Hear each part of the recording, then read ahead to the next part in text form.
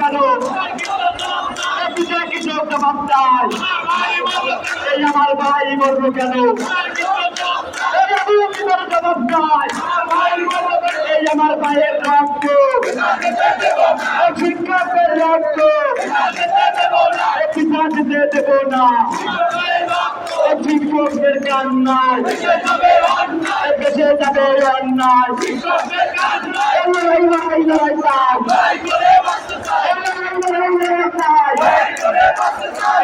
করে বাঁচতে চাই।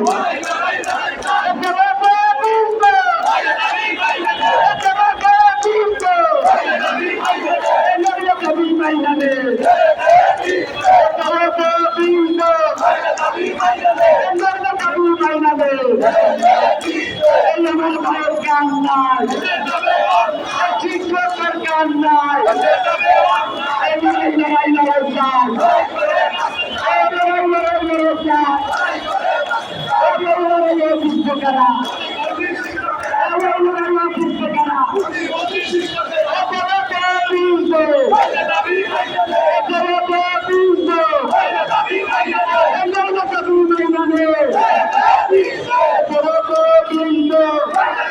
অত্যন্ত যৌক্তিক দাবি যে সমাজের শিশুরা সবচেয়ে উচ্ছিষ্ট পিছিয়ে পড়া সেই অটিস্টিক প্রতিবন্ধী শিশুদের সমাজের মূল স্রোতধারায় অন্তর্ভুক্ত করে তাদের সেবা শুশ্রূষা ভালোবাসা দিয়ে আমরা মানুষ করছি, দেশ বিনির্মাণে তাদের অংশগ্রহণ করার সুযোগ করে দিচ্ছি।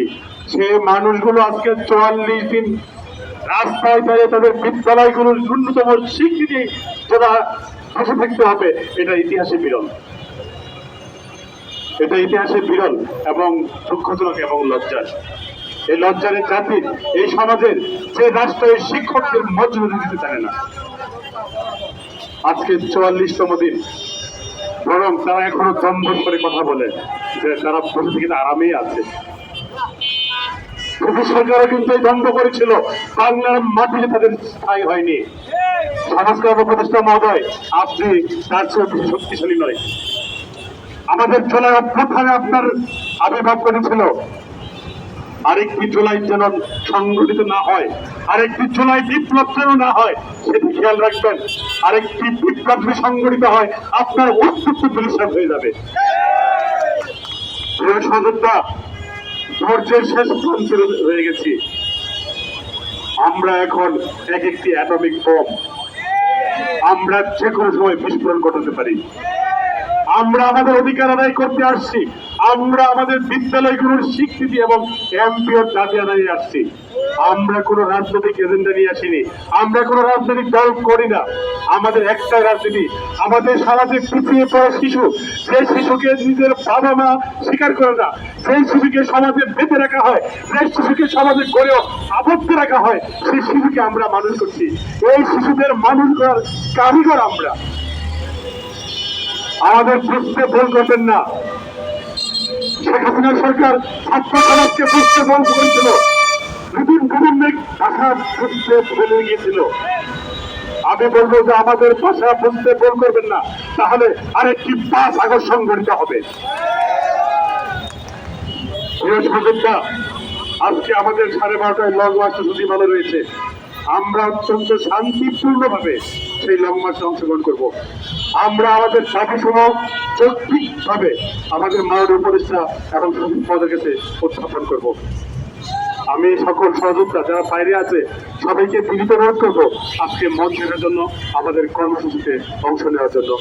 আর আরেকটা বিষয় বলি, আমরা অটিস্টিক এবং প্রতিবন্ধী বিদ্যালয়ের যে কাজ করি, আমরা কোনো বিশেষ তালিকা নিয়ে কথা বলি না, কথা বলবো না। টেবিলের নিচে কোনো কিছু হবে না, যা হবে ওপেন হবে, টেবিলের উপর দিয়ে হবে। কোনো টেবিলের নিচে কোনো গোপন আদাতে কোনো কিছু হবে না, যেটা হবে ওপেন ডিক্লেয়ার হবে, ছাত্রীর সামনে উপস্থাপিত হয়ে সব কিছু হবে। আমরা দাঁড়িয়েছি আমাদের অধিকার আদায়ে। শেষ একটি কথায়, আমাদের অধিকার আদায় শেষ না হওয়া পর্যন্ত আমাদের একজন সদস্য এই প্রেস ক্লাব ত্যাগ করবে না। এটাই হচ্ছে আমাদের শেষ কমিটমেন্ট। এবং আজকে 44তম দিনের শুভ উদ্বোধন ঘোষণা করলাম। আসসালামু আলাইকুম। আমরা কোনো দাবি নিয়ে আসি নাই, আমরা আমাদের ন্যায্য পাওনার জন্য এখানে এসেছি।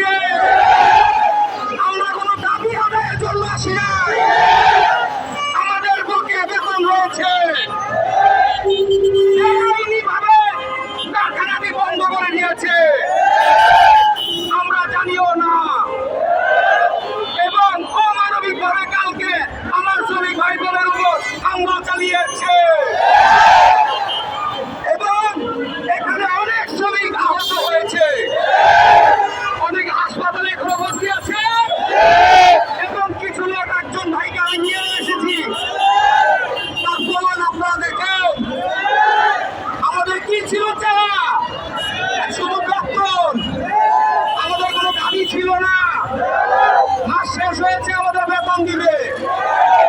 আমরা দেশ গ্রাম থেকে এসেছি, কাজ করব, বেতন পাবো। আমরা কোনো আন্দোলনের জন্য আসি নাই।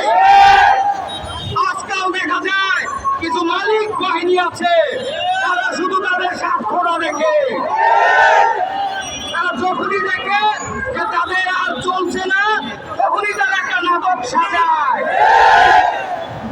কালকে মালিক বাহিনী কি করেছে? বহিরাগত কিছু লোক দিয়ে ওনার ফ্যাক্টরিতে ভাঙচুর করিয়েছে এবং আমাদের শ্রমিক ভাই বোনের উপর হামলা চালিয়েছে এবং তাতেই তারা ক্ষান্ত হননি। তারা কি করেছে? থানায় গিয়ে অভিযোগ করেছে মামলা করার জন্য। এই ধরনের ঘটনাকে আমরা তীব্র নিন্দা জানাই। আজকে যে বৈষম্য দূর করার জন্য দেশটা 2024-এ দ্বিতীয়বার স্বাধীন হয়েছে, কিন্তু সে বৈষম্য আদর হয়ে গেছে। সবাই সবকিছু পরিবর্তন হচ্ছে, কিন্তু আমার শ্রমিক ভাই বোনের ভাগ্য পরিবর্তন হচ্ছে না। আমার শ্রমিক ভাই বোনের কি দোষ? তারা এই দেশের শিল্পের চাকা ঘুরায়, তারা বৈদেশিক মুদ্রা এই দেশে আনে, তারা রেমিটেন্স যোদ্ধা। এই শ্রমিকের পরিশ্রমে কিন্তু আপনারা পুলিশ, আপনাদের বেতন হয়। এই সরকারি সচিব যারা আছেন, আপনাদের বেতন হয়। অথচ আপনারা ঠিকই 1 তারিখের ভিতরে বেতন পেয়ে যান। আমার শ্রমিক ভাই বোনদের কেন বেতন হয় না? কেন আমার শ্রমিক ভাই বোনদের উপর হামলা হবে? এর জবাব দিতে হবে। আমরা কষ্ট করে মাথার ঘামতে ফেলি, দেশের অর্থনীতি সঞ্চল রাখি, অথচ আমাদের বেলায় যুগে শুধু নির্যাতন। দেশের আমলা কামলা যারা আছে, তারা এসে রুমে থাকতেছে, আরামে এসে থাকতেছে, আর অথচ আমরা চিকিৎসা করানোর মতো টাকাটা পর্যন্ত পাই না। আমরা অসুস্থ হলে ছুটিটা পর্যন্ত পাই না। আমাদের অপরাধটা কি? আমরা কি এই দেশের নাগরিক না? আমরা কি দেশের জন্য কোনো কিছুই করি না? তাহলে কেন আমাদের উপরে এত নির্যাতন জুলুম হবে? এই ফ্যাক্টরিটা বহু পুরানো ফ্যাক্টরি। মালিক যখন চালিয়েছে, অপরন্ত লাভ করেছে, বাড়ি করেছে, গাড়ি করেছে। মালিকের ঠান্ডা জ্বর লাগলে তারা বিদেশে যায়, সিঙ্গাপুরে যায় চিকিৎসা করানোর জন্য। আর আমাদের জ্বর ঠান্ডা যদি মরও যায়, আমাদের 1 ঘন্টা ছুটি পর্যন্ত দেয় না। আমরা রাত-দিন পরিশ্রম করে এই দেশের অর্থনীতি টাকা আমরা পাচ্ছি, অথচ আমাদের বেলায় শুধু নির্যাতন হচ্ছে। এই বৈষম্য দূর করতে হবে। আমরা আমাদের ন্যায্য অধিকার চাই, ন্যায্য পাওনা চাই। আমরা 3 বেলা ডাল ভাত খেয়ে বাঁচতে চাই। আমাদের মাছ মাংসর দরকার নাই, আমরা বলে ডাল ভাত খেয়ে বাঁচতে চাই। আমরা শ্রমিক, আমাদের কষ্ট মালিকরা বুঝে না, আমাদের কষ্ট সচিবরা বুঝে না। কারণ তারা বুঝবে কিভাবে? তারা চলে এসি গাড়িতে, আসে এসি গাড়িতে, যায় এসি গাড়িতে। আমরা পায়ে হেঁটে ডিউটি করি, আমরা বাসে দাঁড়িয়ে যে ডিউটি করি। এর জন্য আমাদের কষ্ট তারা বুঝে না। তবে বুঝবে আমাদের কষ্ট, আমরা জানতে চাই। তবে বুঝবে আমরা এই শ্রমিক অসহায় মানুষের ভাই বোনের কষ্ট। কি অপরাধ ছিল আমাদের?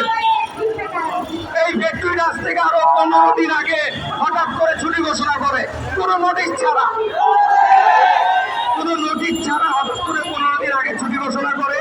রবিবার, কয় তারিখ যেন এটা?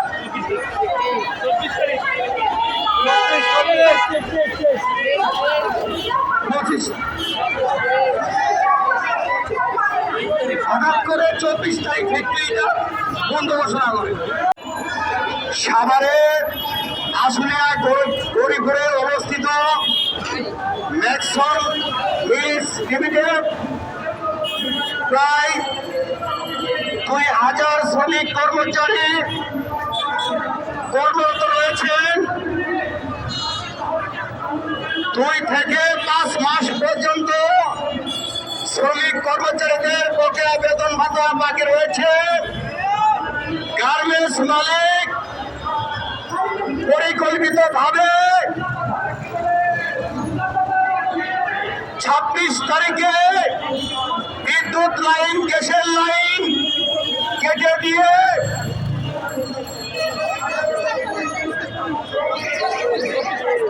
24 তারিখে পরিকল্পিতভাবে গ্যাস লাইন, বিদ্যুৎ লাইন কেটে দিয়ে শ্রমিকদের বকেয়া 2 থেকে 5 মাস পর্যন্ত বকেয়া বেতন রয়েছে। বকেয়া বেতন পরিশোধ না করে বেআইনিভাবে গতকাল একটি অনির্দিষ্টকালের জন্য নোটিশ ঝুলিয়ে দেন এবং তাদের কৌশলগতভাবে মালিকের গুন্ডা পান্ডা দিয়ে কিছু ভাঙচুর করে এই দায় শ্রমিকের উপর চাপিয়েছেন। প্রতিবাদ ও নিন্দা জানাই সংগ্রামী ও সাথে বন্ধুগণ। গার্মেন্টস মালিকরা আপনারা জানেন তাদের কৌশলগতভাবে শ্রমিকদের ন্যায়সঙ্গত অধিকার এবং বকেয়া বেতন ভাতা বঞ্চিত করার জন্য শ্রমিকদের নামে হয়রানিমূলক মিথ্যা মামলা করেন। সংগ্রামী বন্ধুগণ, আমরা সরকারের প্রতি দৃষ্টি আকর্ষণ করে বলছি, বিজিবির প্রতি দৃষ্টি আকর্ষণ করে বলছি এবং প্রতিষ্ঠানের মালিকদের প্রতি দৃষ্টি আকর্ষণ করে বলছি, অবিলম্বে বন্ধ কারখানা চালু করুন, শ্রমিকদের বকেয়া বেতন ভাতা পরিশোধ করুন, শ্রমিকদের নামে হয়রানিমূলক মিথ্যা মামলা প্রত্যাহার করুন। তা না হলে আমরা 2000 শ্রমিক কর্মচারী আমরা অনির্দিষ্টকালের জন্য শ্রম মন্ত্রণালয়ে আমরা বিভিন্ন কর্মসূচি পালন করবো। সংগ্রামী নেতৃত্ব দিয়ে ভালোবাসা দিয়ে আপনাদেরকে একটা জায়গায় পৌঁছে দিয়েছেন, সেই জন্যই আপনারা সচিবালয় কাজ করেন, বিচার বিভাগে কাজ করেন, অন্যান্য প্রযুক্তি বিশ্ববিদ্যালয় সহ বাংলাদেশের সমস্ত বিশ্ববিদ্যালয়গুলোতে এই প্রাইমারি শিক্ষকদের হাত ধরে আপনারা সেখানে পৌঁছেছেন। সুতরাং আমি মনে করি এনাদের ইজ্জতটা আপনারা রাখেন, তাদের সম্মানটা রাখেন। আমি অ্যাডভোকেট চেয়ারম্যান হিসাবে আবারও সংহতি প্রকাশ করছি। আমি মনে করি একজন ভালো শিক্ষক তৈরির পিছনে সরকার তাকে সহযোগিতা যদি না দেয় তাহলে শিক্ষকরা অনাহারে অর্ধহারে থাকবে এবং অনাহারে অর্ধহারে থাকলে কখনো তাদের জ্ঞানের পরিধি বাড়বে না, তারা নিজেও জ্ঞানের পরিধি বাড়াতে পারবেন না, কেন তারা মানসিকভাবে বিপর্যস্ত থাকবেন।